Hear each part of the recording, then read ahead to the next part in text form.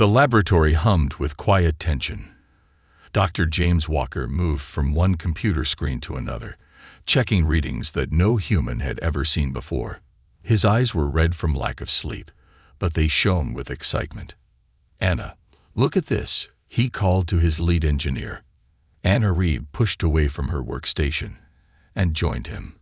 Her dark hair was tied back in a simple ponytail, and her lab coat had coffee stains from 3 days ago. She squinted at the screen. "The dark matter is containing itself," she asked, not quite believing what she was seeing. "Not just containing itself, it's creating a stable field that we can control." James pointed to a series of numbers that kept changing. "We've done it, Anna. After 5 years, we've finally done it." The small underground lab in Colorado had been their home for those 5 years. Only 12 people in the world knew about their work. Dark matter, the mysterious substance that made up most of the universe but couldn't be seen or detected easily, was finally being harnessed. Tom Davis, their physicist, walked in carrying 3 cups of coffee. His round glasses slipped down his nose as he set the cups down. "Did I miss something?" he asked, noticing their excitement. "Only the biggest breakthrough in human history," Anna said, taking the coffee.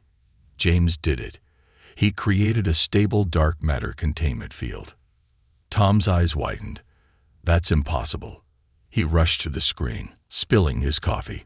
That's going to change everything," James finished for him. None of them knew just how true those words would be. 3 days later, everything did change, but not because of their discovery. The message came to every screen on Earth at the same time. In every language, the same face appeared. Humanoid, but clearly not human. Its skin was pale blue, with no hair, and eyes too large for its head. "People of Earth," it said in a calm, almost musical voice, "I am Ambassador Gray of the Galactic Council. We have watched your development for some time, and we are pleased to inform you that you have been deemed worthy of membership in our community of advanced species." The world erupted in chaos and celebration. First contact. Proof that humans were not alone. But in the Pentagon, in a secure room deep underground, Admiral Mark Stone watched the message with narrowed eyes. "They look down on us," he said to the President and Joint Chiefs seated around him. "Listen to how they speak. Deemed worthy, like they're doing us a favor." The President, a former diplomat, shook her head. "We should be careful not to project our own attitudes onto them, Admiral. This is a historic moment, and one we should approach with caution," Stone insisted. "Madam President, I suggest we continue all defense research programs until we know more about this council." "Including Walker's dark matter project?" the President asked. Stone nodded firmly. "Especially that one." 2 weeks later, Ambassador Gray arrived on Earth in a ship that seemed to be made of light itself. The world watched as he met with world leaders, smiling his strange smile that never reached his large eyes. Dr. James Walker watched the news from his new lab, now hidden beneath the surface of the moon. His team had been moved there on Admiral Stone's orders, their work classified beyond top secret. "Look at the way they avoid the technical questions," Tom said, pointing at the screen where Gray was giving a press conference. "Every time someone asks about their technology, he changes the subject. He's hiding something." Anna agreed. "But what?" James turned away from the screen. "It doesn't matter. We have our orders. Double the work speed, no breaks until we achieve full containment." They worked day and night. While Earth celebrated its new place in the galactic community, the small team on the moon made breakthrough after breakthrough.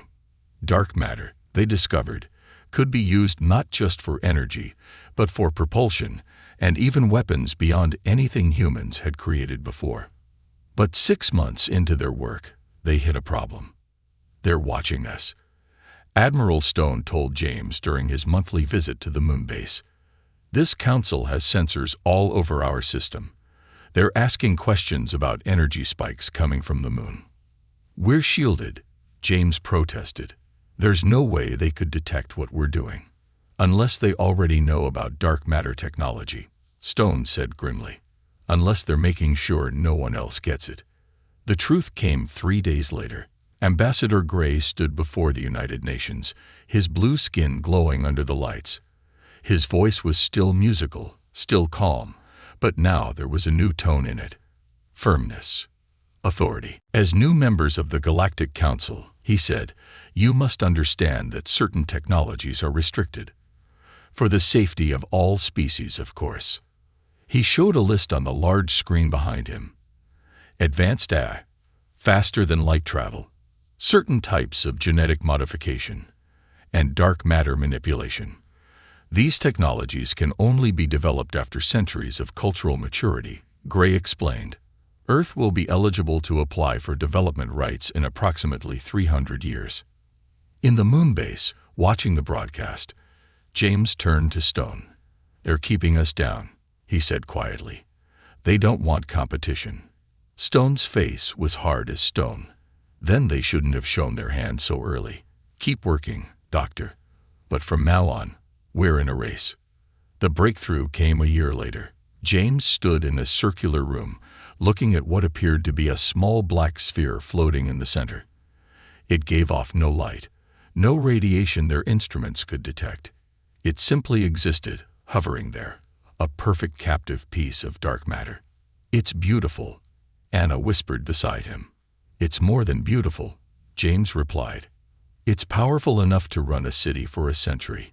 Or power something else, came Admiral Stone's voice from behind them. He entered the room with 2 military engineers, something that will make sure Earth isn't at the mercy of this council. Tom joined them, carrying his tablet with the final calculations. We can build a ship around this technology, something that can travel faster than their ships, that can't be detected by their sensors. How soon? Stone asked. James looked at his team, then back at the floating sphere of darkness. With proper resources, 3 years. Stone nodded. You'll have everything you need.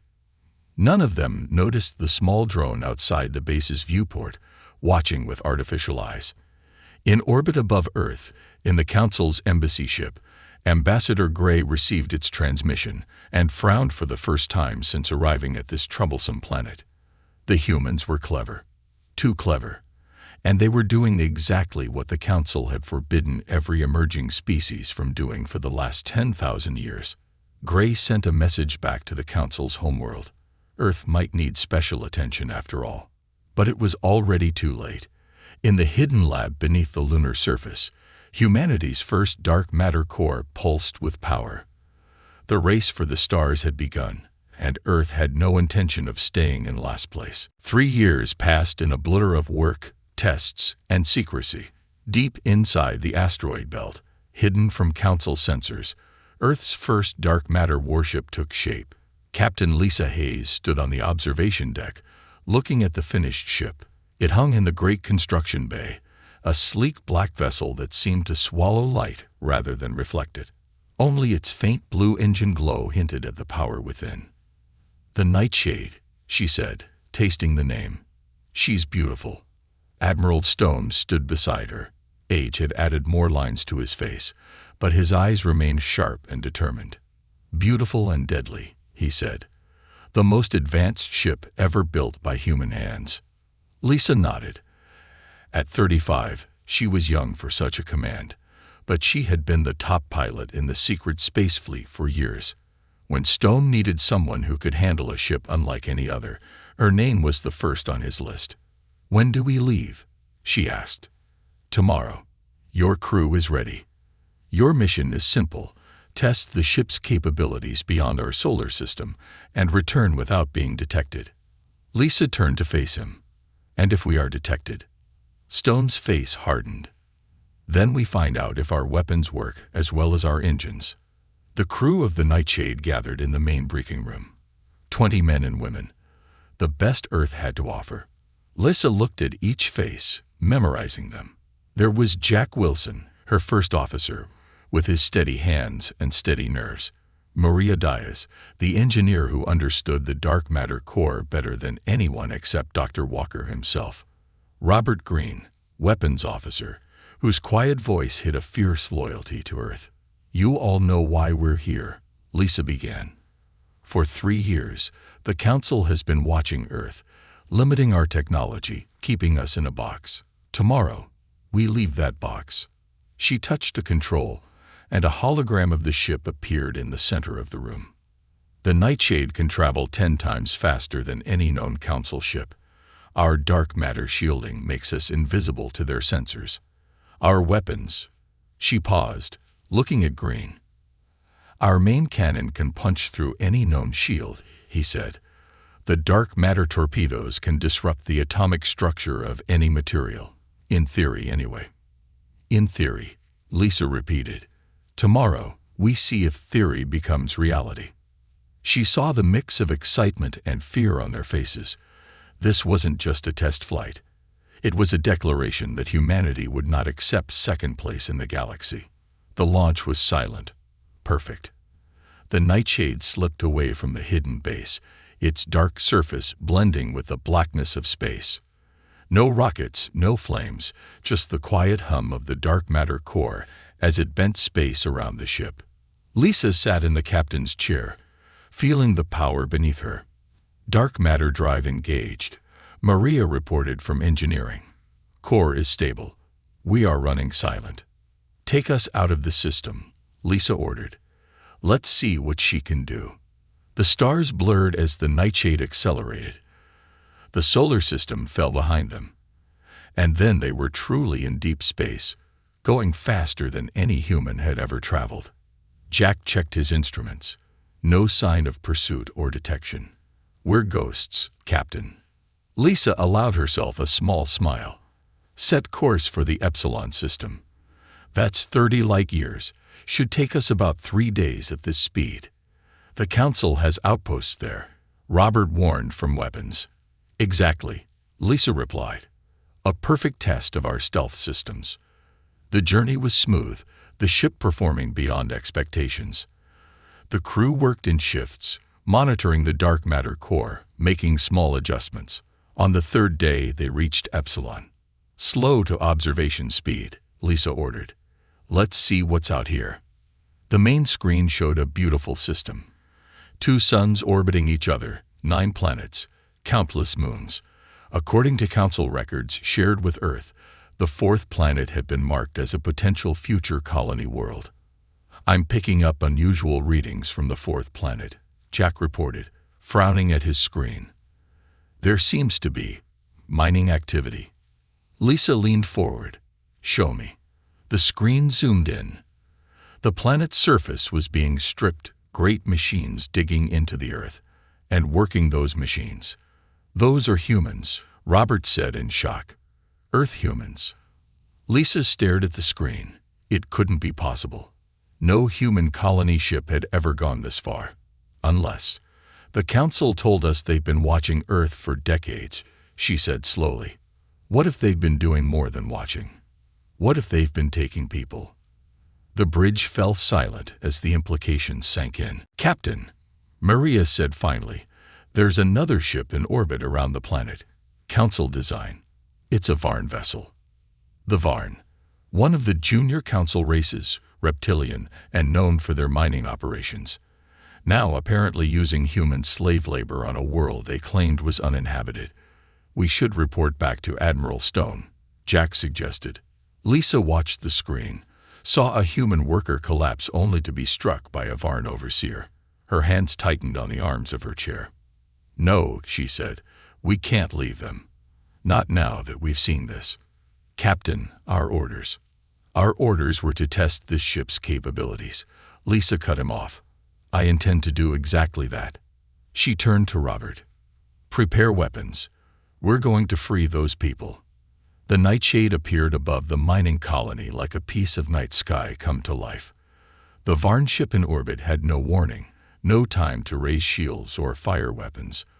One shot from the dark matter cannon, and it split in 2, its reactor going dark. On the surface, the Varn overseers looked up in confusion as their communications died. Then the black ship descended, hovering over the main compound. Lisa's voice boomed from the Nightshade's external speakers. "This is Captain Hayes of Earth. You are holding humans against their will. Release them immediately, or we will free them by force." The Varn commander, a tall reptilian with yellow scales, stepped out of the main building. He looked up at the ship with disbelief. "Earth has no vessels this far from their system," he hissed into his communicator. "The Council forbids it." "We no longer recognize the Council's right to forbid anything," Lisa replied. "You have 1 minute to release your prisoners." The Varn's response was to order his guards to aim weapons at the human workers. It was the last order he would ever give. The Nightshade's precision beams struck, vaporizing the Varn weapons and cutting a perfect circle around the human workers, separating them from their captors. Before the Varn could regroup, Lisa had landed the ship and sent her security team to escort the prisoners aboard. There were 200 of them, thin and scared from years of labor. They stared at their rescuers in disbelief. "You're from Earth?" one old man asked, his voice cracking. "Real Earth." "We are," Lisa assured him. "And we're taking you home." As the Nightshade rose from the planet, the Varn mining facility behind it erupted in flames, a message that could not be ignored. Word spread through the galaxy faster than the Nightshade could fly. A mysterious black ship that appeared and disappeared like a shadow. A destroyed Varn mining operation. Freed human slaves telling stories of their rescue. In the Council's Great Hall, Ambassador Gray faced angry questions from his superiors. "You assured us they were contained," the Council elder said, its many eyes blinking in displeasure. "You said their technology was primitive. They concealed their true progress," Gray replied, his musical voice now strained. "The humans are resourceful. They are dangerous," the elder corrected. "They have dark matter technology, which we have kept from all emerging races for millennia. And now they know about our harvesting operations." Gray bowed his head. "What are your orders?" "Prepare the fleet," the elder said. "Earth must be taught the price of defiance." But even as the Council plotted, the Nightshade was racing home, carrying its freed prisoners and the truth about the Galactic Council that had pretended to welcome humanity with open arms. The Grand Council chamber was built to impress. Its ceiling soared hundreds of feet above the floor, made entirely of a crystal that changed colors with the mood of the debate. Today, it burned angry red. "This is outrageous," shouted the Varn representative, his scales standing on end with fury. "Humans attacked our mining operation without provocation." 500 representatives from across the galaxy sat in rising circles around the central speaking platform. At the highest level sat the 7 elder species, the founding members of the Council who held true power. Below them were the mid-tier races, granted some privileges. At the bottom level sat the newest members, including Earth's empty chair. Ambassador Gray stood alone on the speaking platform, his blue skin pale under the harsh red light. "The humans deny any knowledge of this attack," he said, his musical voice strained. "They claim no ship left their system." "They lie," hissed the Varn. 200 of our workers have vanished. Our supply ship was destroyed by a vessel using dark matter weapons." Murmurs spread through the chamber. Dark matter weapons. The forbidden technology. The chief elder, a massive being whose true form was hidden beneath flowing silver robes, raised a hand for silence. "This is a grave matter," the elder's voice boomed, translated simultaneously into all galactic languages. "If humans have indeed developed dark matter technology and left their system, they have violated the 2 most sacred laws of membership. The penalty for such violations is clear," said another elder, this one a spindly creature with 6 arms. "Containment and regression. Their civilization must be reset." More murmurs, some of agreement, some of concern. Reset meant orbital bombardment, the destruction of all technology, the reduction of a species to primitive survival. In the shadows of a maintenance tunnel that ran behind the chamber, Ben Miller pressed his body against the wall, listening through a hidden sensor. An intelligence officer from Earth's new space command, he had infiltrated the Council station 3 months ago, posing as a maintenance worker. His heart raced as he recorded the debate. This was worse than Admiral Stone had feared. The Council wasn't just restricting Earth's development. They were prepared to destroy human civilization if it advanced too quickly. Ben slipped away, moving through the maintenance tunnels toward the Council archives. If Earth was going to fight back, they needed information. They needed to know exactly what they were dealing with. Admiral Stone stood before the world's leaders in the United Nations emergency session. The chamber was silent as he finished presenting Captain Hayes' report and the images from Epsilon. "This is what the Galactic Council really is," he said, his voice hard. "Not a benevolent group of advanced species welcoming us to a peaceful galaxy. They are colonizers and enslavers who have been taking humans for decades, using them as labor on distant worlds." The Secretary General, a normally composed woman, looked shaken. "You have proof of this. 200 living witnesses now in our protection," Stone replied. "And this." He pressed a button, and a new image appeared on the giant screen behind him.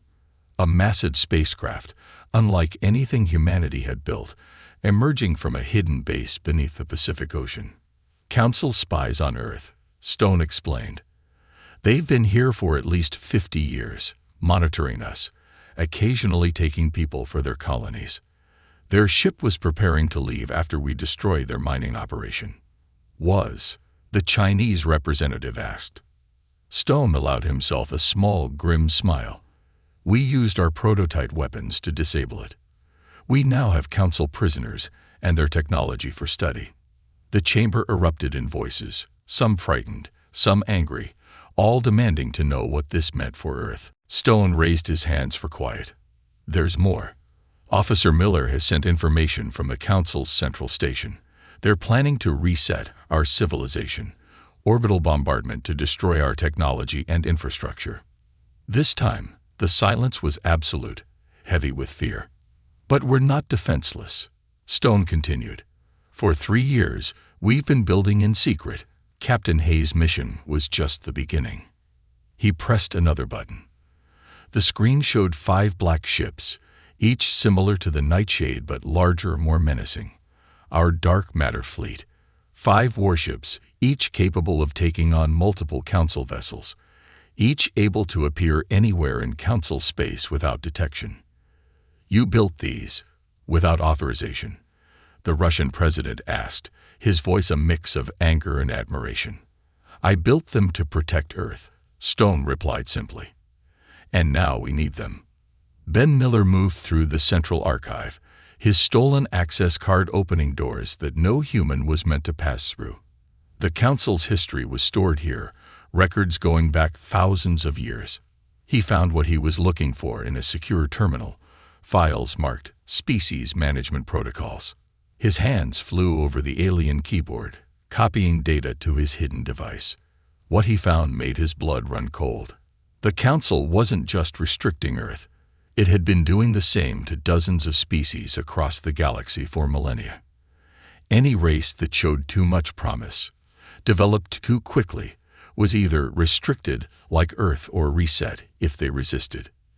And behind it all were the elder species, the first 5 spacefaring races who had formed the Council not for peace, but to ensure their eternal dominance. "I thought I might find you here," came a soft voice behind him. Ben spun around, hand reaching for his hidden weapon. A small alien stood in the doorway, not one of the blue-skinned species like Ambassador Gray, but a greenish creature with large, intelligent eyes. "I'm not here to stop you," the alien said, raising its 4-fingered hands. "I'm Nyx from Proxima Centauri. We were restricted 300 years ago." Ben kept his hand on his weapon. "What do you want?" "The same thing you do. The truth to be known." Nyx moved to the terminal. "You should also see these files, the harvest records. Your people aren't the only ones being taken for labor." Together, they downloaded more evidence of the Council's true nature.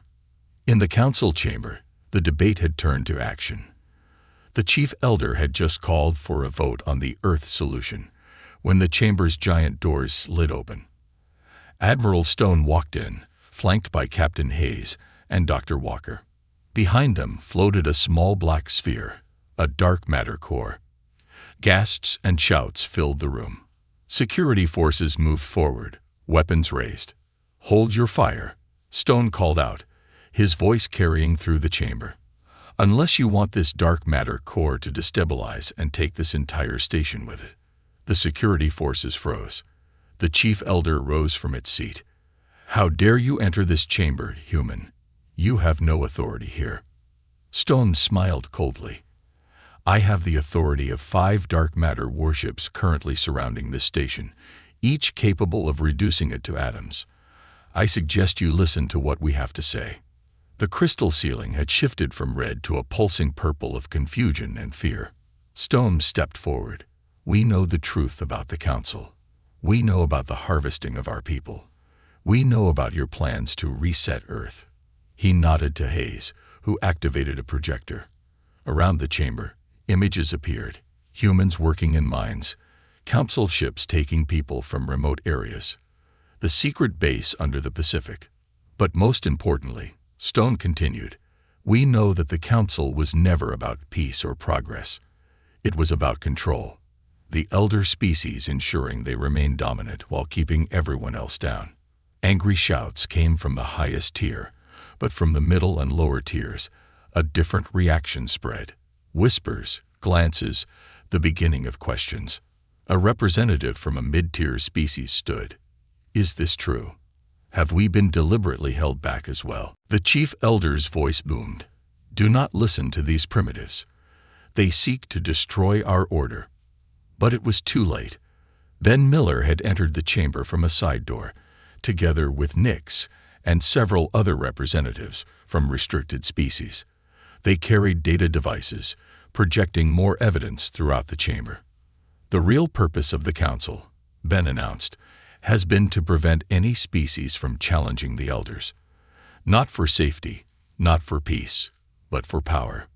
The chamber erupted into chaos. Mid-tier species shouting at the elders, restricted species finding their voices for the first time. In the midst of it all, Admiral Stone stood firm, the dark matter core floating beside him, symbol of the technology that humans had developed despite every effort to hold them back. The Galactic Council was fracturing before his eyes, the careful hierarchy of thousands of years crumbling in a single day, and Earth was at the center of the storm. 1 month after the Council chamber confrontation, Earth had become the center of a galaxy-wide rebellion. Admiral Stone stood at the window of the newly built Space Command headquarters, looking down at the ships gathered in Earth orbit. There were vessels of all shapes and sizes, the angular crystal ships of the LUM, whose bodies were partly made of the same material as their vessels. The massive organic-looking craft of the Drell, a reptilian species whose technology merged with living tissue, and a dozen other designs from species who had all suffered under Council restrictions. "The Coalition fleet is almost ready, Admiral," said Captain Hayes, joining him at the window. Her uniform now bore the marks of her new rank, Fleet Commander.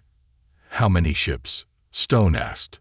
43 combat vessels, including our 5 dark matter warships. 17 support ships." Hayes handed him a tablet. "The Drell have adapted the dark matter core design to 3 of their vessels. The LUM are still working on it." Stone nodded.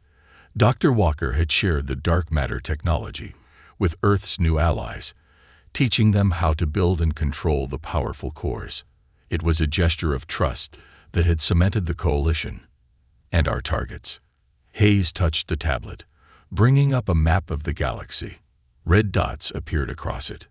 Military installations belonging to the elder species, research facilities, harvesting operations where they're using captive labor. Stone studied the map. "That's a lot of targets. A lot of people suffering while we talk," Hayes replied quietly. Stone knew she was right. The information Ben Miller had brought back revealed the horrifying scale of the Council's exploitation. Millions of beings from dozens of species working as slaves on worlds controlled by the elders. "Begin the operation," he ordered. "Let's show the elders what happens when the restricted species work together." 3 days later, the Coalition struck. Across the galaxy, Dark matter warships appeared without warning above Elder installations. The Nightshade, now commanded by Jack Wilson, led the attack on a massive mining complex in the Rigel system. All ships in position, Jack reported from the bridge.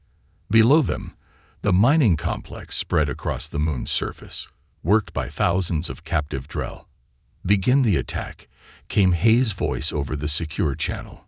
"Remember, precision strikes only. We're here to free the workers, not destroy everything." The Nightshade fired, its dark matter weapons cutting through the complex's defenses like they weren't there. The other Coalition ships followed, their less advanced weapons still more than enough to overwhelm the surprise guards. Within an hour, the complex was under Coalition control. The freed Drell stumbled into the light, staring up at their rescuers with disbelief and hope. Similar scenes played out across the galaxy. The Council's military had never prepared for an enemy that could appear anywhere without warning. One by one, their secret facilities fell. In the Council's emergency bunker, deep beneath their central station, the Elder species gathered. Their usual robes and dignity were gone, replaced by fear. "This is impossible," said the Chief Elder, watching reports of yet another facility lost. "How are they coordinating these attacks? How are they moving so quickly?" Ambassador Gray stood before them, no longer the confident representative, but a messenger delivering bad news. "The humans have shared their dark matter technology with the other species. They're building more ships every day." "And the countermeasures?" demanded another elder. Gray hesitated. "Our scientists are working on it, but dark matter technology is difficult. We've kept it restricted for so long that few of our own people understand it fully." The truth hung in the air, unspoken but clear. The elders had suppressed dark matter research for so long that they had fallen behind. The technology they had feared in others' hands had become their downfall. "We still have one option," said the third elder, its voice low and dangerous. "The core device." The chamber fell silent. The core device, the ultimate weapon, built millennia ago when the elders first seized control. It had never been used, its power too terrible even for them. "That would affect innocent worlds as well," Gray protested. "There are no innocent worlds anymore," the Chief Elder replied coldly. "They have all chosen their side. Prepare the device." Captain Hayes led the most important mission herself. While the Coalition forces liberated slave worlds across the galaxy, she took the Nightshade to the Council's central archive with a special team. Ben Miller, Dr. Walker, and representatives from 3 Coalition species. "Security is heavier than expected," Ben reported as they approached in stealth mode. "They've doubled the guard since I was last here." "They know how valuable the information is," Hayes replied. "And we need that information more than ever." Their mission was clear: find the real core, the truth behind the Council's formation. Information that could unite the galaxy against the Elders once and for all. The Nightshade slipped past the outer defenses, its dark matter shielding making it invisible to the Council sensors. Hayes brought it alongside an emergency airlock. "Small team only," she ordered. "Ben, Dr. Walker, with me. The rest stay with the ship." The 3 humans moved through the station's corridors, avoiding patrols. Ben's knowledge of the layout proved invaluable as he led them through maintenance tunnels and restricted areas. "The secure archives should be through here," he whispered, approaching a massive door. Dr. Walker examined the lock. Advanced encryption. But he pulled out a small device of his own design. Every lock has a key. The door slid open, revealing a vast chamber. Not the electronic archives Ben had accessed before, but something far older. Physical records, artifacts, preserved in stasis fields. "The real history," Ben breathed. They moved quickly, scanning anything that looked important. Dr. Walker found it first. A glowing crystal cube containing what appeared to be the original Council charter. "This is it," he said, his eyes wide as he read the ancient text. The truth. The Council had not formed for peace, as all species were taught. It had formed after the first 5 spacefaring races discovered dark matter technology simultaneously. Rather than share this power, they had agreed to restrict all other developing species, keeping them technologically inferior while presenting themselves as benevolent guides. "We need to broadcast this," Hayes said, copying the data. "Everyone needs to see." Alarms blared suddenly. On her communicator, frantic messages from the Nightshade. "Captain, massive energy buildup detected. Council ships converging on our position." Hayes grabbed the crystal cube. "Move. Back to the ship now." They ran, dodging security forces now flooding the corridors. As they reached the Nightshade, Hayes looked back to see Ambassador Gray himself leading the pursuit, his face twisted with fury. The ship detached from the station, dark matter engines flaring as it accelerated away. On the bridge, reports came in from across coalition forces. "The Elders have activated something called the core device," reported the LUM representative, her crystalline face reflecting the emergency lights. "They're threatening to collapse stars across coalition space if Earth doesn't surrender its dark matter technology." Hayes looked at the crystal cube, now secured in the ship's scanner. "Broadcast this to every communication channel in the galaxy," she ordered. "Let everyone see what the Council really is." As the Nightshade raced back toward Earth, the truth spread across the stars.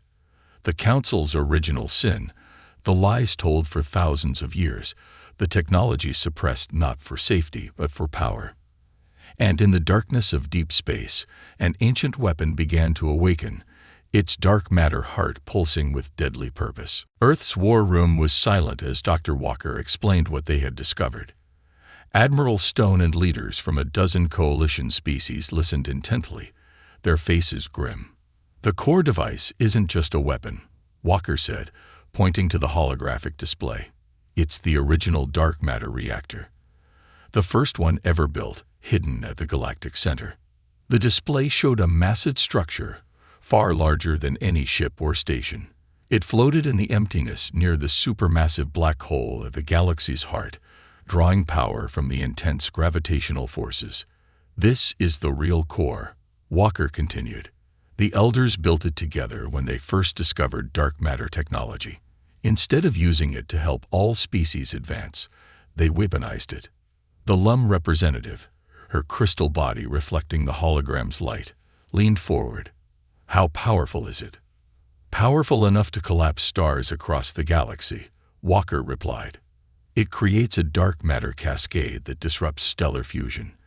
They've already targeted 20 stars in coalition space."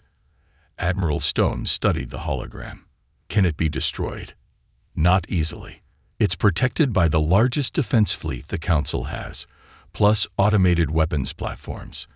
And if damaged incorrectly, it could trigger an uncontrolled cascade that would affect many more stars." Captain Hayes, who had just returned from the archive mission, stood up. "Then we need to neutralize it, not destroy it." All eyes turned to her. "We have the original dark matter equations now," she explained. "Dr. Walker and I have been studying them. We believe we can create a controlled dark matter cascade that would render the core device harmless." "A controlled cascade has never been attempted," Walker warned. "It would require perfect timing, and someone would need to reach the central chamber of the core device to implement it." Stone looked around the room at the coalition representatives. "This affects all our worlds. Are we in agreement?" One by one, they nodded. The Drell commander, his scaled skin dark with determination, spoke for all of them. "We fight together or we die together." "Then let's plan our attack," Stone said. "We'll need every ship, every resource." As the meeting continued, Ben Miller stood quietly in the corner, watching. He had been the first to infiltrate the Council, the first to discover their true nature. Now he would be part of their downfall. He thought of his parents, who had disappeared when he was a child. The records he'd found in the Council archives confirmed what he had always suspected. They had been taken by Council harvesters, sent to work in mines on distant worlds. This fight was personal for him. For all of them. The Coalition fleet gathered at the edge of the galactic core region, hidden behind a dense nebula. 100 ships, the largest free fleet the galaxy had seen in millennia. At its center were Earth's 5 dark matter warships, now joined by 7 more built by their allies. On the bridge of the Nightshade, Hayes reviewed the final plan with her officers. "The attack happens in 3 waves," she explained. "First, the Drell heavy ships hit their outer defenses. Then, our combined dark matter fleet punches through to the installation itself. Finally, the strike team enters the core device." The strike team consisted of Dr. Walker, who understood the dark matter technology better than anyone, Ben Miller, who had studied the Council's security systems, and Hayes herself, who would command the operation. Once inside, Walker added, "We'll have 30 minutes to reach the central chamber and implement the cascade program before the core device completes its firing sequence. If we fail," asked Maria from engineering. 20 inhabited worlds die," Hayes said simply. "We won't fail." The order came from Admiral Stone. "Begin the operation." The drill ships moved first, massive organic vessels that absorbed enemy fire while delivering devastating blows to the outer defense platforms. Council ships rushed to meet them, not realizing it was only the first wave. Then the dark matter fleet appeared, seemingly from nowhere, already past the outer defenses. Their weapons tore through the surprised Council vessels. On the Nightshade's bridge, Hayes watched the battle unfold.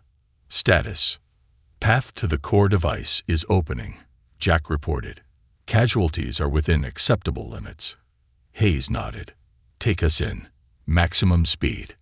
The Nightshade accelerated toward the massive structure at the center of the battle. 2 other dark matter ships flanked it, drawing fire and providing cover. "Docking point identified," Jack called out. "It's heavily defended. All weapons, concentrated fire," Hayes ordered. The Nightshade's cannons blazed, clearing the way to a small maintenance airlock. As they approached, a Council battleship moved to intercept them. "They're going to ram us," Jack warned. "Hard to port," Hayes commanded. The Nightshade swerved, but the battleship adjusted its course. Then a coalition vessel slammed into the battleship, pushing it away. It was Ben's friend Nix, commanding a Proxima Centauri cruiser. "Path is clear," came Nix's voice over the comm. "Make it count." Hayes, Walker, and Ben suited up in the airlock. "We'll have communications until we reach the central chamber," Walker warned.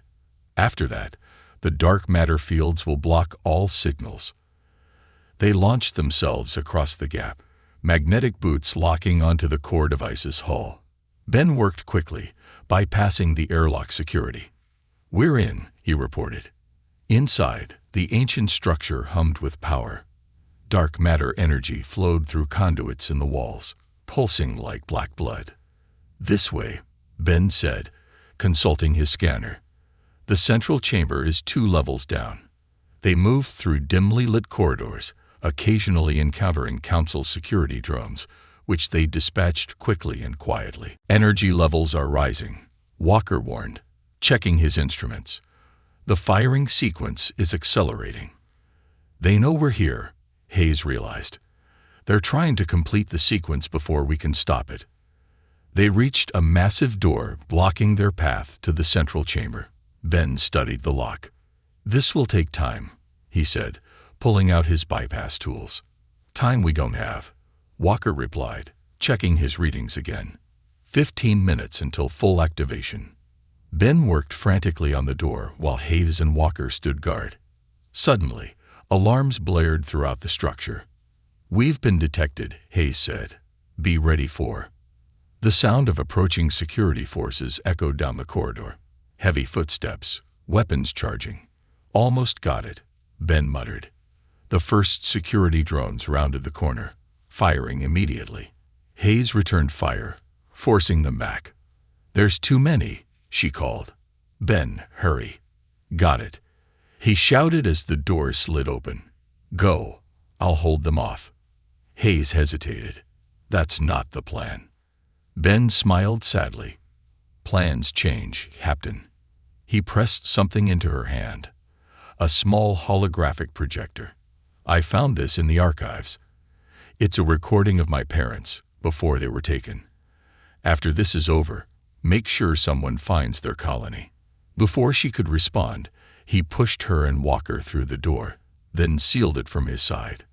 "Ben," Hayes shouted, but it was too late. Through the small window in the door, she watched as he turned to face the approaching forces, weapons ready. "We need to move," Walker said gently. "His sacrifice won't matter if we fail." They raced toward the central chamber, the heart of the core device. What they found there was breathtaking. A perfect sphere of contained dark matter, larger than any they had seen before, floating in a vast circular room. "The original dark matter core," Walker whispered in awe. "The power source for their entire civilization." Hayes shook off her grief for Ben. "Can you neutralize it?" Walker approached the control panel surrounding the sphere. "I think so. But I'll need to get closer to the core itself." As he worked, Hayes stood guard. Through the massive viewport, she could see the battle raging outside. Coalition ships fighting with desperate courage, buying them the time they needed. "Hurry," she urged. "Almost." Walker's hands flew over the controls. "There. I've created a pathway for the Cascade program." He connected his device to the panel, then stepped back. "Now we wait. The Cascade will build slowly at first, then." A violent explosion rocked the chamber. Hayes was thrown against a wall, momentarily stunned. When her vision cleared, she saw Walker lying on the floor, blood seeping from a wound in his side. Ambassador Gray stood in a newly blasted doorway, holding an energy weapon. "Humans," he spat, his musical voice now harsh with hatred. "Always interfering. Always thinking you know better than those who have ruled for thousands of years." Hayes drew her weapon, but Gray fired again, knocking it from her hand. "The Cascade program is already running," she told him. "You can't stop it. I can still complete the firing sequence before your Cascade takes effect," Gray replied, moving to the control panel. "Your coalition worlds will die, and then we will rebuild our order." Hayes looked at Walker, who lay motionless but had opened his eyes. He gave her the slightest nod. "You never understood humans," Hayes said, drawing Gray's attention back to her. "We don't give up. We don't accept limits, and we certainly don't bow to tyrants like you." While she spoke, Walker had quietly reached for his device, pressing a final sequence. The dark matter sphere pulsed suddenly, changing from black to a deep purple. Gray spun around in alarm. "What have you done?" he cried. "Accelerated the Cascade," Walker gasped. "It's over." The sphere pulsed faster, waves of energy washing through the chamber. Gray screamed as the energy touched him, his body dissolving into particles. Hayes ran to Walker, helping him up. "We need to get out of here." "No time," he said weakly. "But it's okay. The Cascade isn't destroying the core. It's transforming it. The energy will spread through the galaxy, neutralizing the weapon without harming the stars." Through the viewport, Hayes watched in awe as waves of purple energy spread outward from the core device, washing over Council and Coalition ships alike without harming them.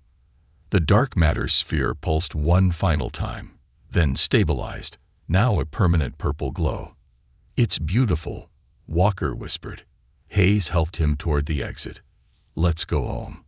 3 months later, representatives from 87 formerly restricted species gathered on Earth. The Grand Meeting Hall had been built specifically for this occasion, the founding of a new galactic alliance. Admiral Stone opened the proceedings, standing before the assembled delegates. "We gather today not as rulers and subjects, not as advanced and primitive, but as equals. The age of the Council is over. The age of cooperation begins." Captain Hayes sat in the front row, now wearing the insignia of Earth's ambassador to the new alliance.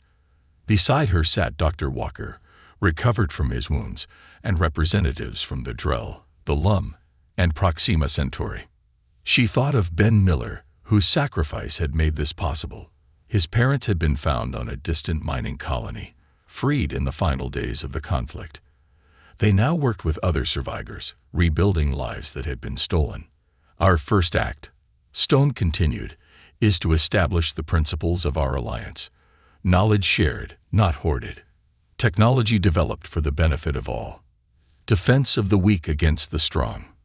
Hayes looked out the window at the stars. Somewhere out there, the transformed core device continued to pulse with purple energy, a reminder of what happened when power was abused, and when different species stood together against tyranny. The new alliance would face challenges. The remaining Council loyalists were still a threat. Countless worlds needed healing after millennia of oppression. But for the first time, they would face these challenges together, as equals. Humanity's dark matter warships had shaken the Galactic Council to its foundations, revealing the real core of darkness at its heart. And now, a new light was spreading across the stars. The sky above Haven Colony burned red, not the gentle crimson of the planet's usual sunset, but the angry glow of ships in low orbit. Enemy ships. Captain Tom James stood at the edge of the colony's main defense bunker, his weathered face illuminated by the emergency lights. 3 days. That's how long they had been under siege by the Void Armée. 3 days of constant bombing, of fear, of watching their outer defenses crumble one by one. Captain. The voice came from behind him. Lisa Bell, his second in command, approached with a data tablet in her hand. Her uniform was stained with dirt and what looked like engine oil. The North shield is down to 18%. If they hit it again with those plasma cannons. She didn't need to finish. They both knew what it meant. How many ships do we count now? Tom asked, his voice steadied despite everything. Lisa's face tightened. 47. They brought in 3 more destroyers last night. Tom nodded slowly. Haven was supposed to be exactly that. A haven. The first successful human colony in the Arcturus system. Established just 15 years ago. Now home to over 5,000 colonists. Families. Children. People who had come to build a new life, not die in an unprovoked alien attack. The civilians, he asked. Safe for now. All in the underground shelters. Food and water for 2 more weeks, at most. The bunker shook as another explosion hit somewhere nearby. Dust fell from the ceiling. No one flinched anymore. They had gotten used to it. Sir, Lisa hesitated. The council wants to meet. They're talking about surrender terms. Tom's jaw tightened. There won't be any terms, Lisa. You've seen what the Void does to colonies that surrender. The Void Armada had appeared 6 months ago at the edges of human space. No warnings, no demands, no communication at all. Just destruction. 3 smaller outposts had already fallen before they reached Haven. There were no survivors. We need help, Lisa said simply. Earth is at least 4 months away at the fastest FTL speeds, Tom replied.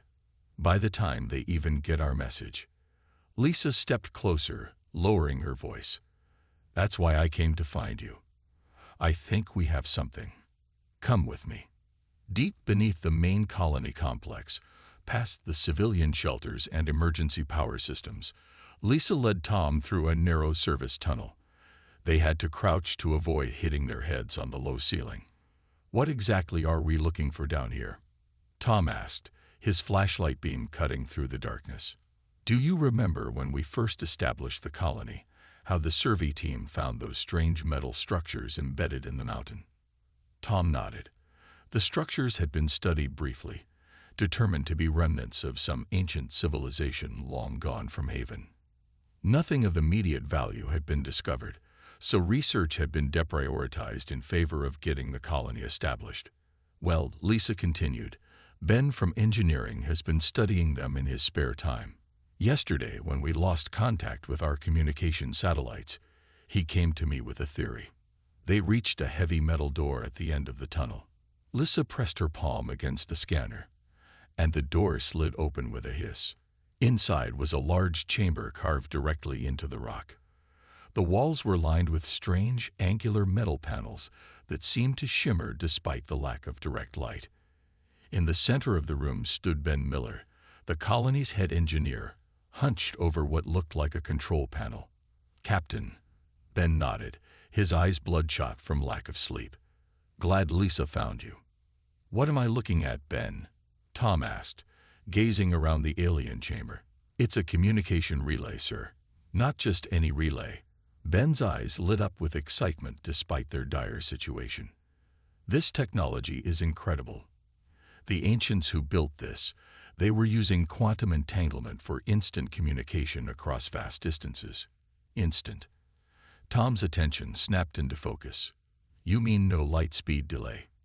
Exactly, Lisa cut in. If we can get it working, we could send a message directly to Earth. Not in months. Now, hope flickered in Tom's chest for the first time in days, but he quickly tempered it. Does it even work after all this time?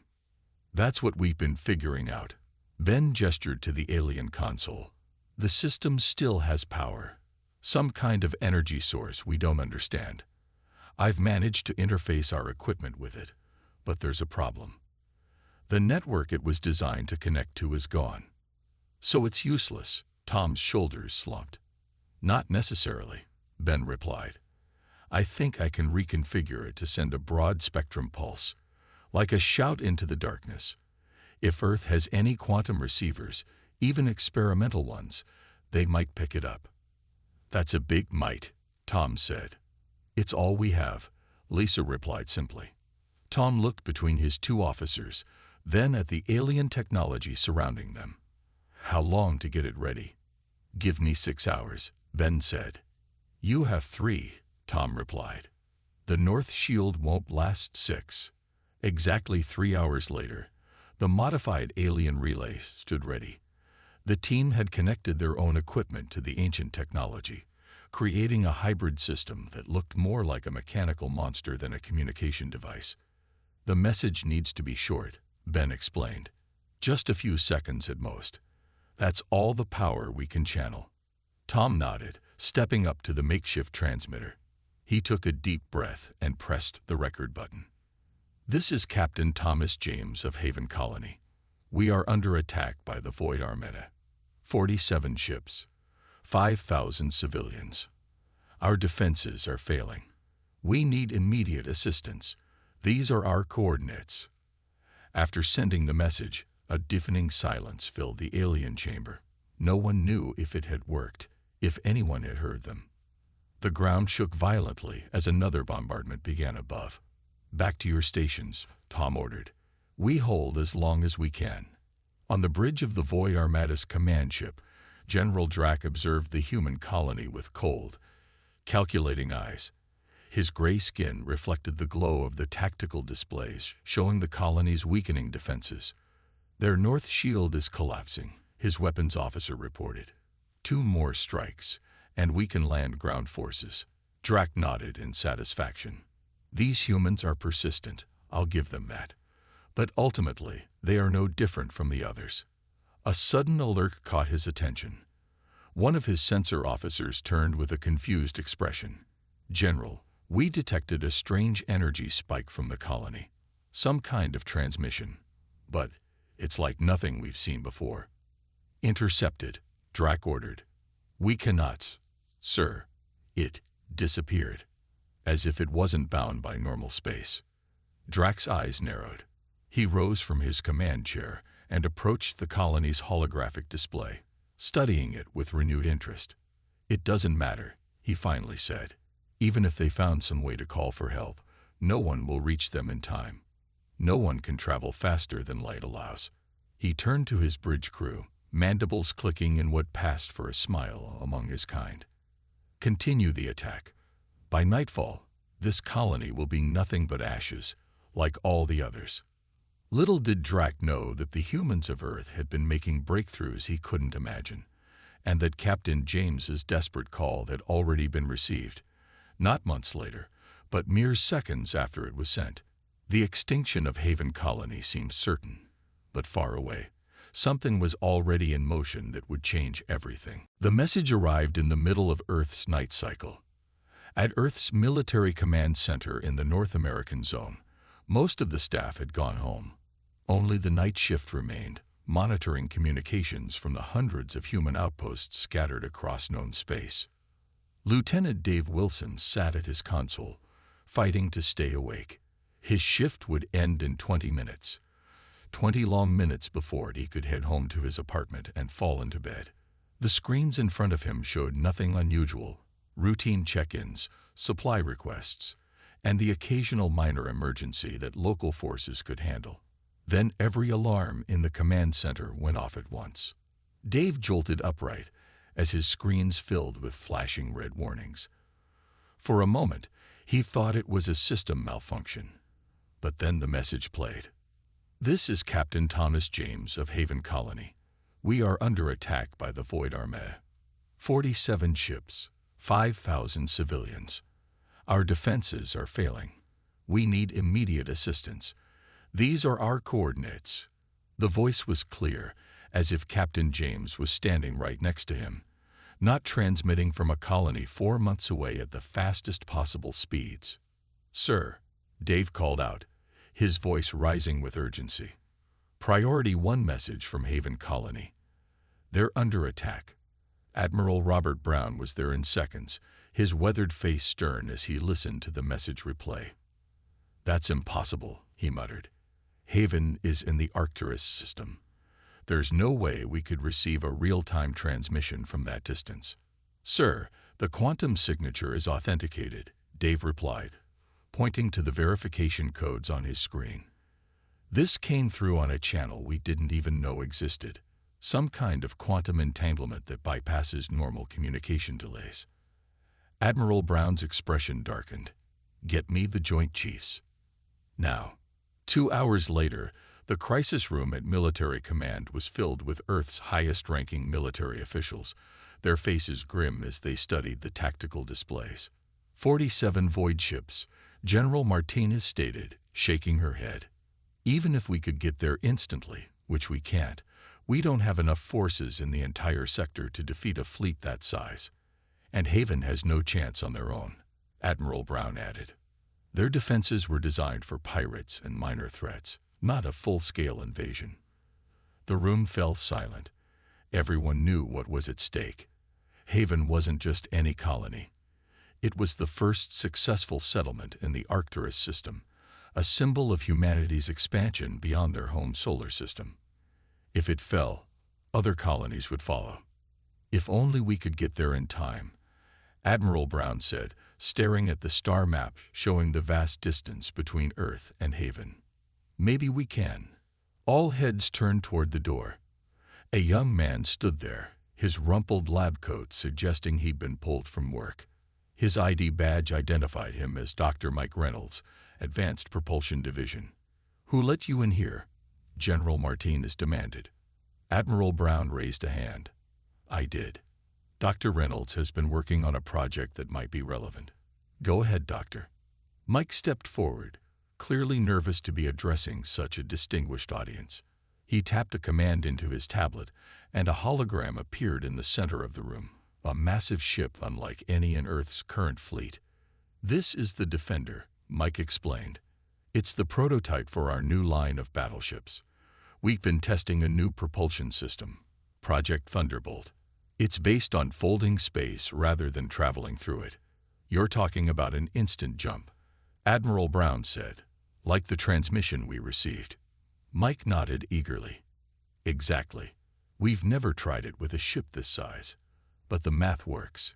Instead of taking months to reach Haven, we could be there in minutes." "And how many of these instant jump ships do we have?" General Martinez asked. Mike's excitement faltered. "Just the one, ma'am. The Defender. And we've only done short-range tests so far. Nothing like the distance to Arcturus. So you're proposing we send one untested ship against 47 enemy vessels?" Another general scoffed. "Not exactly," Admiral Brown said thoughtfully. "The Defender is big enough to carry several smaller ships in its launch bays, and it's armed with our latest weapons systems. It's still a suicide mission," General Martinez argued. Admiral Brown turned to Mike. "What are the chances of success, Doctor?" "Honest assessment." Mike took a deep breath. "For the jump itself, about 60%. For winning against that many enemy ships, I don't know. That depends on how good our forces are. Admiral Brown nodded slowly, then turned to face the room. We're not sending the Defender alone. We'll load it with our best fighters and our most elite troops. If this works, we'll have the element of complete surprise. The Void won't be expecting us for months, if at all. And who's going to volunteer for this mission? General Martinez asked. You're talking about testing experimental technology in combat conditions against overwhelming odds. Admiral Brown smiled grimly. I already have volunteers. The massive launch bay of the Defender hummed with activity.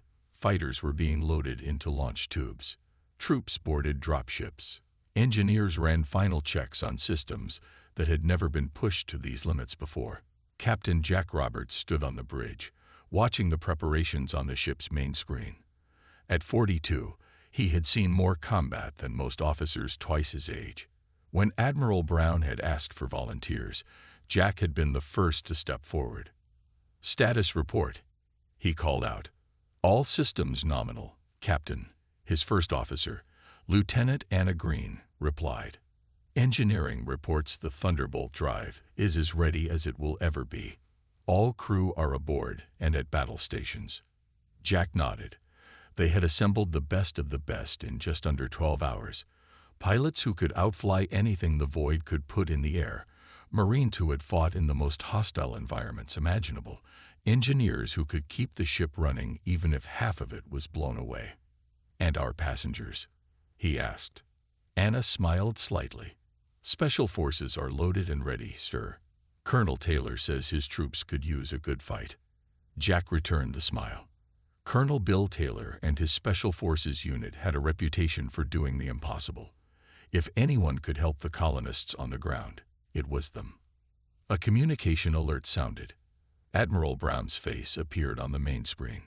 Captain Roberts, you are cleared for launch. Remember, this is a rescue mission first. Save those colonists if you can, but your primary objective is to assess the Void's capabilities and return with that intelligence if the battle goes against you.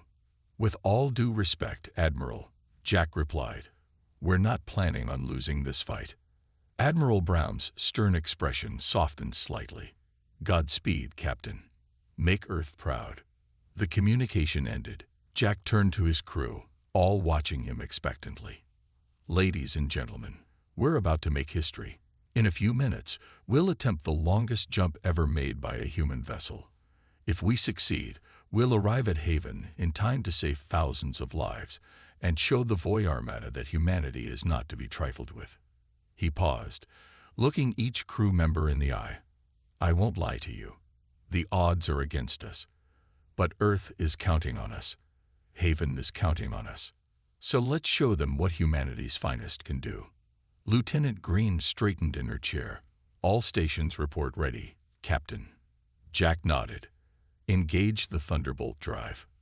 The engines began to hum, the sound rising to a pitch that seemed to vibrate through every molecule of the ship.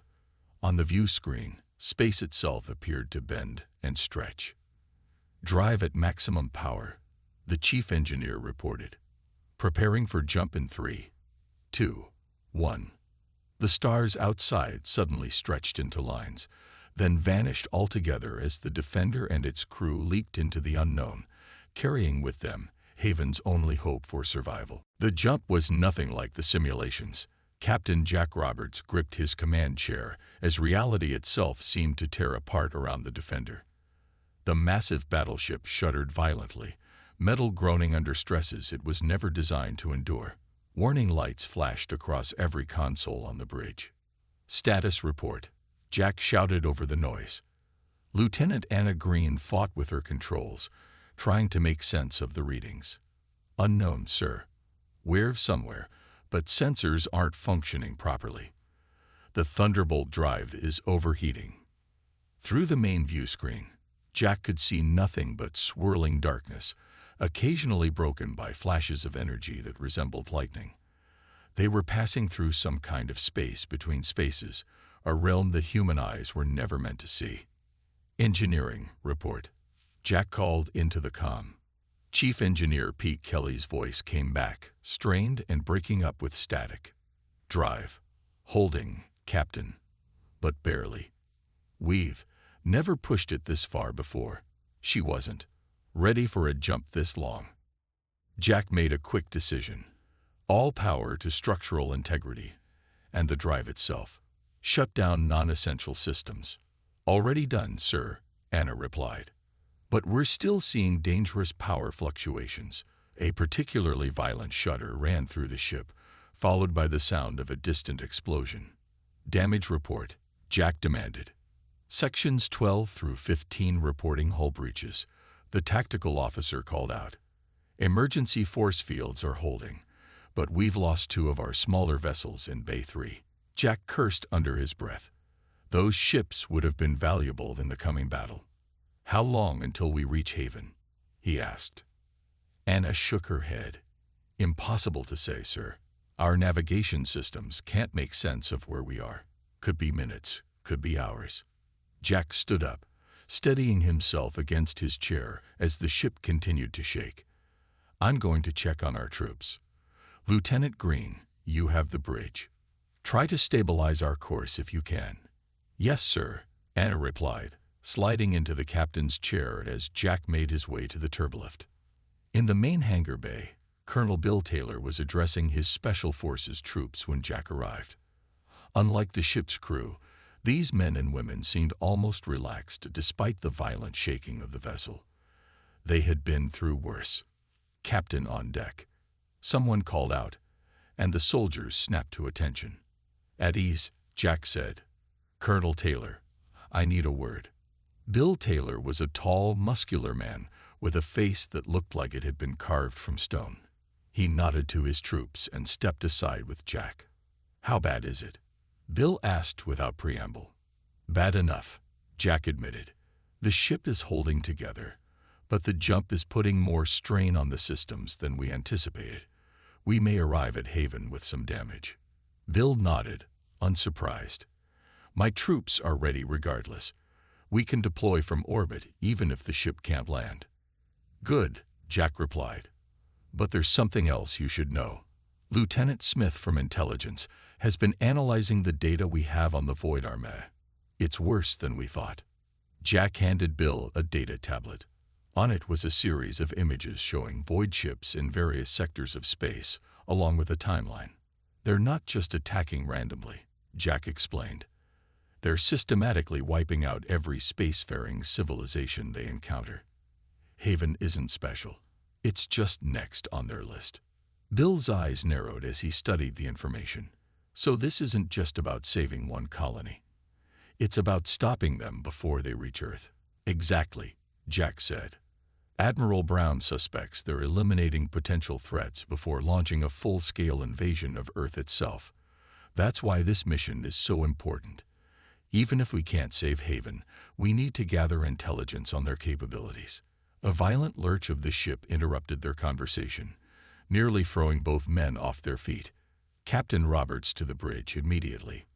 Anna's voice came over the comm, tight with urgency. Jack and Bill exchanged a look. Stay ready, Colonel, Jack said before hurrying back toward the turbolift. When Jack returned to the bridge, he found chaos. Smoke filled the air from a burned-out console, and crew members were working frantically at their stations. Report, Jack called out. Anna looked up from the main console, her face pale. The Thunderbolt drive is failing, sir. We're being pulled out of the jump prematurely. Where are we? That's the thing, sir, the navigation officer replied. According to our calculations, we're still at least 2 light-years from Haven. The drive couldn't handle a full distance. Jack's heart sank.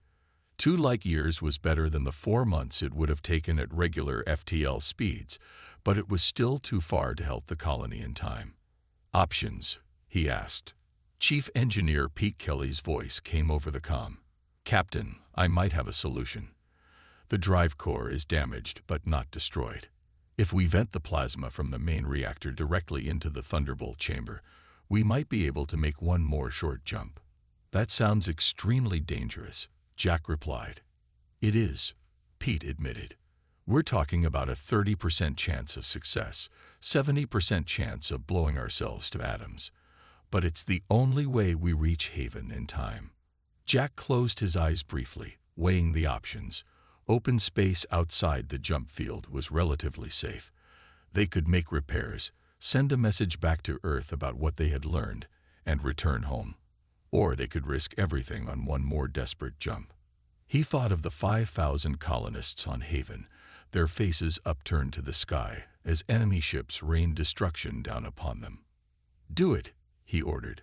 "Prepare for the second jump." As the crew worked frantically to prepare the ship for the risky maneuver, Lieutenant John Smith approached Jack quietly.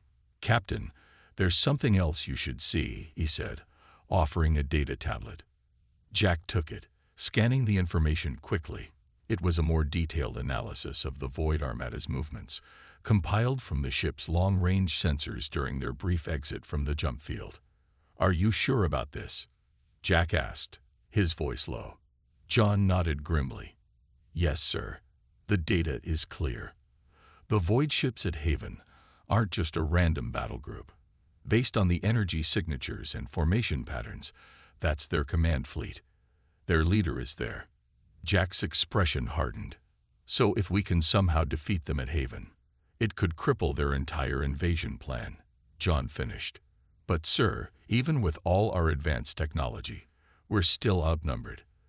The Defender is powerful, but not that powerful." Jack handed the tablet back. "Then we'll just have to be smarter than they are. Get this information to Colonel Taylor and the tactical team. I want battle plans that take advantage of this." "Yes, sir." The ship shuddered again as engineers rerouted power systems and prepared for the desperate final jump. "All hands, prepare for emergency jump procedure," Jack announced over the ship-wide comm. "This will be rougher than the first one. Secure all stations and brace for extreme turbulence." As the crew rushed to comply, Jack returned to his command chair and strapped himself in. The view screen showed the swirling darkness of normal space, stars glittering against the void. "Thunderbolt drive is reconfigured, Captain," Pete reported from engineering. "Ready on your command." Jack took a deep breath. "For Earth. For Haven. Engage." The ship lurched forward as the drive activated once more, the stars stretching and twisting before disappearing entirely. The Defender shuddered violently, but this time there was a sense of purpose to their journey. They were no longer testing an unproven technology. They were bringing war to the void. On Haven, the situation had become desperate. Captain Tom James crouched behind a fallen wall, dust covering his uniform and blood caking the side of his face. The colony's north shield had finally collapsed 6 hours ago, allowing Void ground forces to land. Now they were fighting street by street, building by building. "Captain." Lisa crawled up beside him, her rifle clutched tightly in her hands. "They've reached the central plaza. We can't hold them much longer." Tom nodded grimly. He had already ordered all remaining civilians to retreat to the deepest underground shelters. His soldiers were fighting bravely, but they were vastly outnumbered and outgunned. "What about the east sector?" he asked.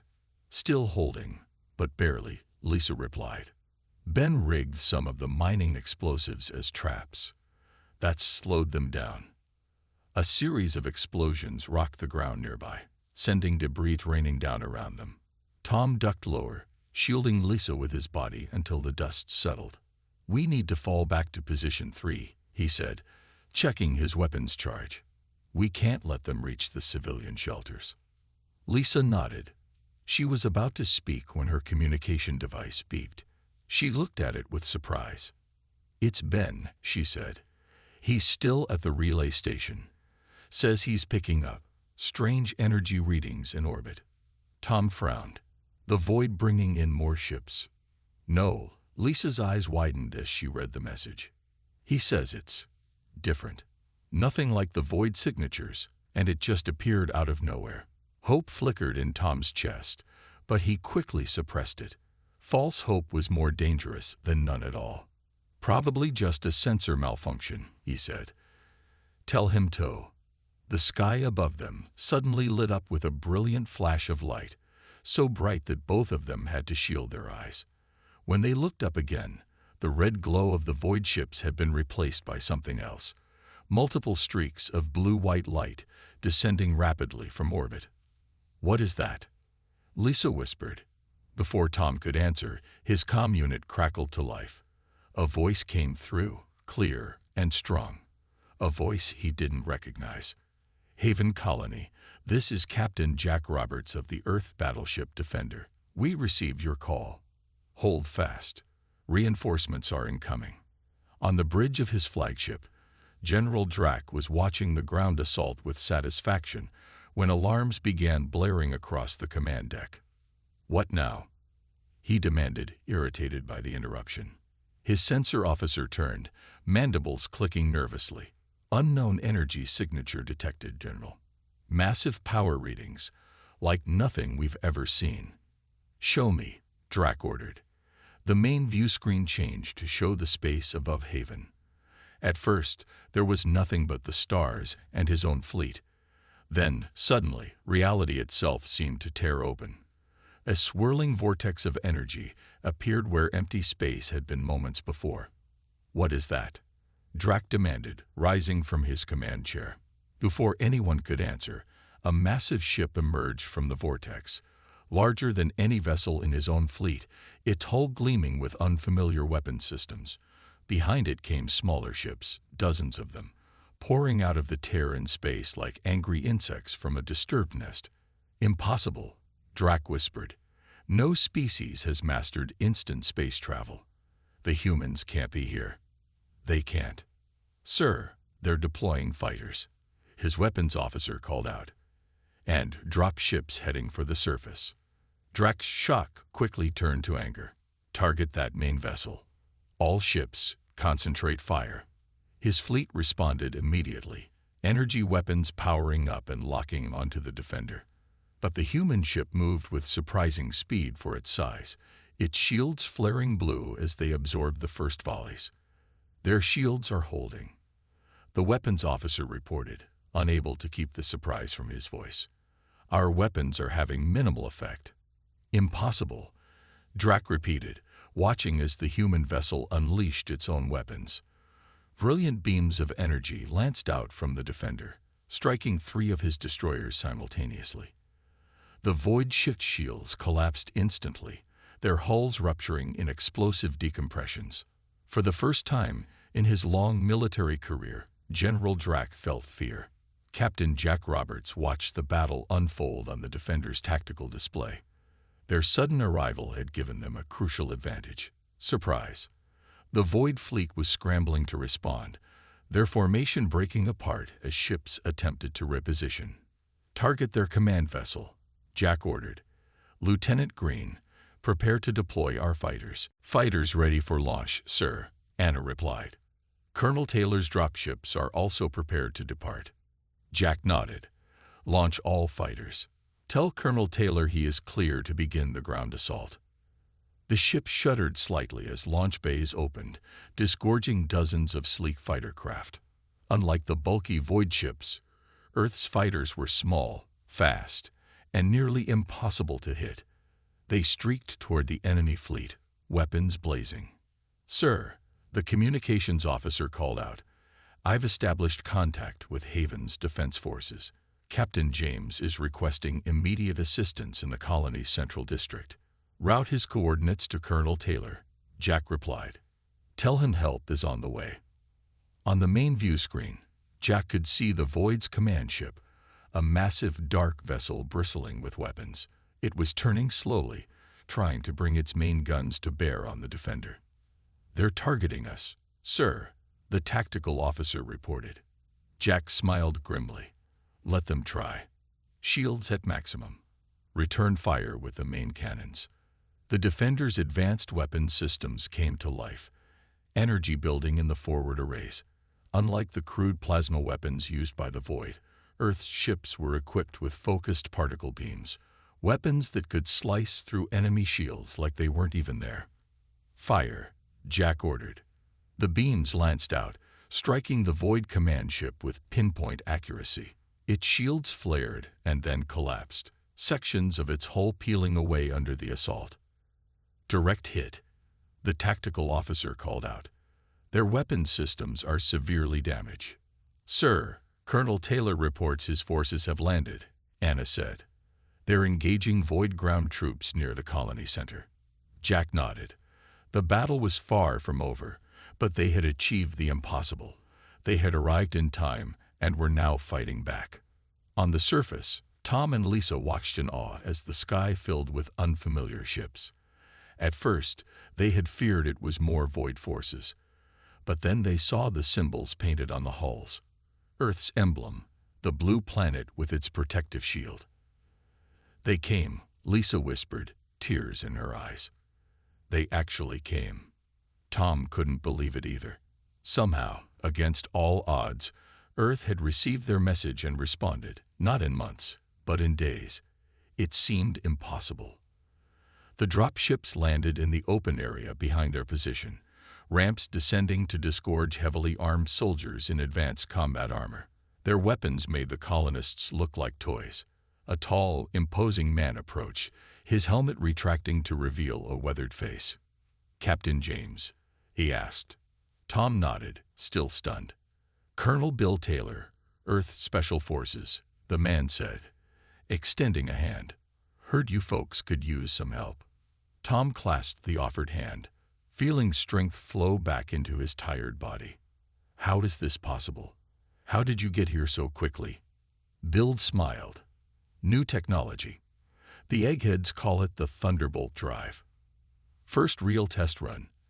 And I gotta say, it's one hell of a ride." More soldiers fanned out around them, taking up defensive positions. Their weapons hummed with power that Tom had never seen before. "What's the situation?" Bill asked. "All business now." Tom quickly described the Void's positions, their tactics, and the location of the civilian shelters. Bill nodded, then activated his comm. "All units, move to positions Alpha through Delta. Priority 1 is securing the civilian shelters. Show these Void bastards what happens when they mess with human colonies." He turned back to Tom. "Captain, if you and your people can hold this position, we'll handle the rest." Tom straightened, newfound determination flowing through him. "We'll hold. Count on it." Above them, the battle in orbit continued to rage. But for the first time since the Void had appeared, Tom felt something he had almost forgotten. Hope. The battle for Haven unfolded across both space and ground with stunning speed. In orbit, the Defender moved with impossible grace for a vessel of its size, its advanced engines allowing it to outmaneuver the larger Void ships despite their numbers. Captain Jack Roberts stood at the center of his bridge, calmly issuing orders as the ship shuddered under enemy fire. "Evasive pattern Delta," he commanded. "Target their engines and weapons systems. Disable, don't destroy." "Sir," Lieutenant Anna Green questioned, glancing up from her console. "We need intelligence," Jack explained. "Admiral Brown wants prisoners and intact technology. Focus on the command ship." On the tactical display, Earth's fighters swarmed around the Void vessels, like angry bees, their smaller size making them difficult targets for the aliens' heavy weapons. With each pass, they struck with precision, targeting shield generators and weapon emplacements. "Sir, the Void fleet is breaking formation," the tactical officer reported. "They appear to be retreating." Jack frowned. This wasn't the behavior he expected from an armada that had conquered multiple systems without defeat. "It's a trick," he decided. "They're regrouping. Target their command ship before they can coordinate." The Defender's main cannons charged again, gathering energy until the air on the bridge seemed to crackle with power. When they fired, the beams cut through space like blue lightning, striking the Void command ship's engines. The massive vessel shuddered, then began to drift. "Direct hit," the tactical officer called out.